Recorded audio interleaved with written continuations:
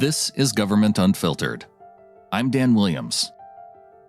This podcast is a reading of the December 22nd, 2022 final report from the Select Committee to investigate the January 6th attack on the United States Capitol.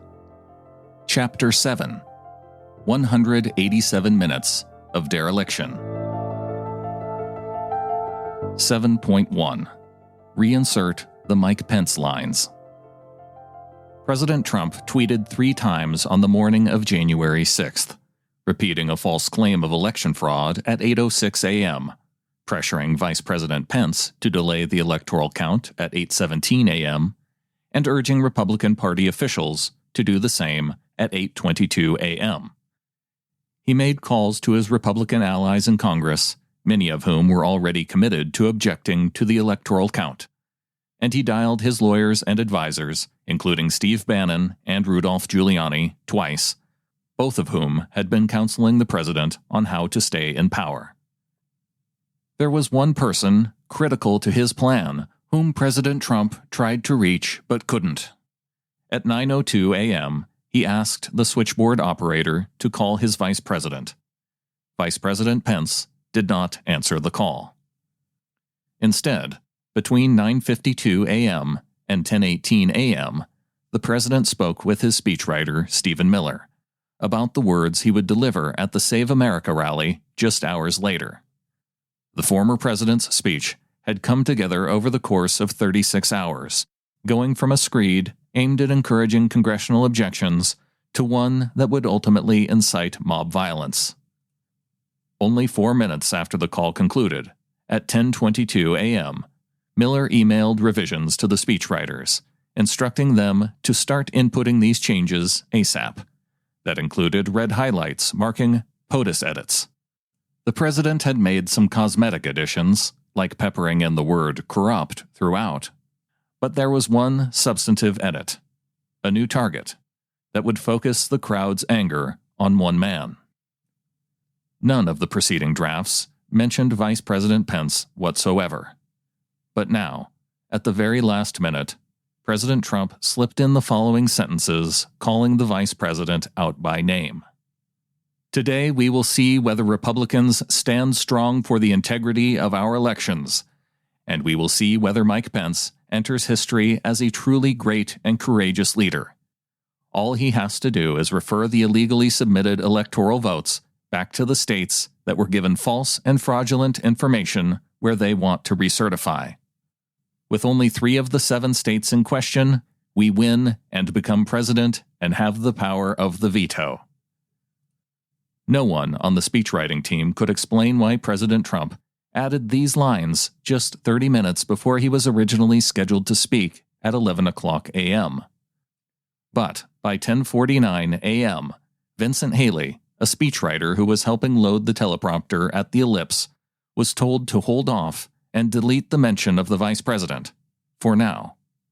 Miller said that Eric Hirschman, a lawyer who was one of the president's senior advisors, asked him in a brief sidebar that morning to omit reference to the vice president and his role in the certification process, because he didn't concur with the legal analysis and that it wouldn't advance the ball, but would be counterproductive instead. As detailed in Chapter 5, Hirschman and others in the White House were vocal critics of Dr. John Eastman's theory, which claimed that the vice president had the unilateral power to reject electors during the joint session of Congress. President Trump repeatedly pressured Pence to either reject certified electors or delay the electoral count based on Eastman's unconstitutional and illegal theory. Vice President Pence would not budge. The vice president consistently rejected President Trump's demands. After tweeting 4 more times that morning, all of them spreading lies about the election, the president apparently thought he had one last chance to convince his number 2 to overrule the will of the American people. As recounted in Chapter 5, President Trump called Vice President Pence at 11:17 a.m. The call between the two men, during which the president soon grew frustrated or heated, visibly upset and angry, lasted nearly 20 minutes. and President Trump insulted Vice President Pence when he refused to obstruct or delay the joint session. After that call, General Keith Kellogg said that the people in the room immediately went back to editing the ellipse speech. At 11:30 a.m., Miller emailed his assistant, Robert Gabriel, with no text in the body, but the subject line, "Insert, stand by for phone call." At 11:33 a.m., Gabriel emailed the speechwriting team, "Reinsert the Mike Pence lines. Confirm receipt." 1 minute later, speechwriter Ross Worthington confirmed that he had reached Vincent Haley by phone. Haley corroborated that he added the one tough sentence about the vice president while he was at the teleprompter.